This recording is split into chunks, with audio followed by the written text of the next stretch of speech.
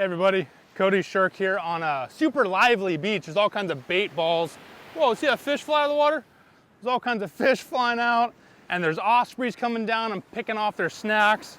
But I'm gonna talk to you about nuclear energy right now because it's hot and investor sentiment is clearly changing and the tech companies are piling in. Microsoft just made a deal with Constellation Energy. They're restarting Unit 1 of 3 Mile Island.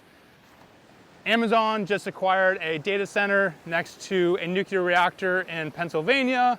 Oracle just announced that it has been approved to build 3 small modular reactors. And NVIDIA today just announced that they think nuclear energy is a wonderful way to power their data centers. So you can see that sentiment within the tech world is clearly changing, and there's gonna be a mountain of money flowing into the nuclear energy world to develop reactors that can reliably produce a lot of electricity for the demands that are coming in the future. So as an investor who sees this trend very clearly, how do you play this? Well, as I've mentioned before, you can go after uranium, which is the fuel that is used in a reactor.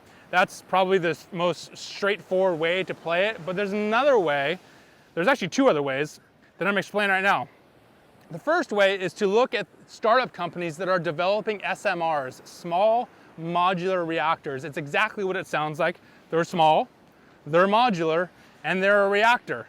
These units are thought to be used for, they think they're going to use them for placing them next to data centers or really anywhere that needs a large amount of electricity, a manufacturing facility or anything that needs electricity, an outsized amount of electricity in a location where a huge nuclear reactor can't be built or there isn't the electrical infrastructure to provide energy for that facility.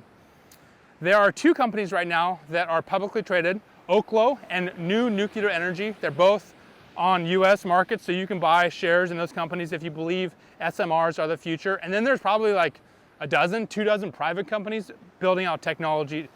And if any of these companies make it, if any of these companies figure it out to have these SMRs go mainstream, there's gonna be a huge energy revolution globally, but also in the US. These SMRs are similar to the reactor inside like a ship, like an aircraft carrier. Admittedly completely different, but they're very small compared to a large nuclear facility that you can think of like you see on The Simpsons or something. The other way to invest in this whole nuclear energy trend is to look at the companies building out nuclear facilities. There's currently over 400 nuclear power plants globally. However, there's over 300 proposed right now. There's 61 in construction right now. 27 of those are in China.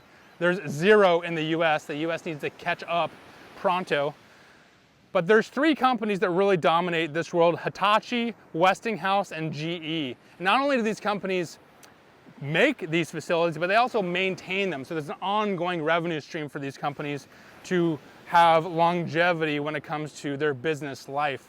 The other interesting opportunity that has kind of become a conversation is taking decommissioned facilities in the US and bringing them back online. The US currently has about 12 decommissioned nuclear facilities. Some of those facilities are old and they're really not worth diving into, but some of them were taken offline because the local communities voted to turn them off. This was in the 90s when people were afraid of another Chernobyl, another 3 Mile Island. The local communities were like, screw this, we don't want a nuclear reactor in a backyard, let's turn that thing off.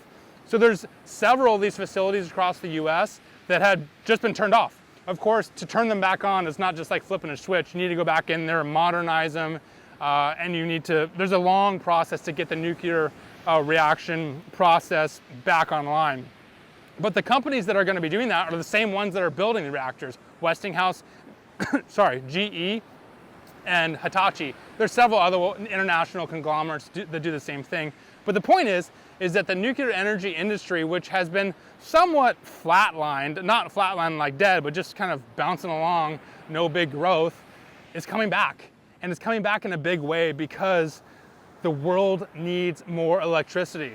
So if you're an investor looking for a trend that's very clear and you're very patient because you understand this is going to take a while, this is something you should be really paying attention to. If you think the world's not going to need more electricity in the future, this is something you can ignore. So take your bets. In the meantime, Check out this beautiful shot of the little waves here, little tiny peaks. I surfed this morning, a little bit bigger this morning, but this is the remnants of Hurricane Helene.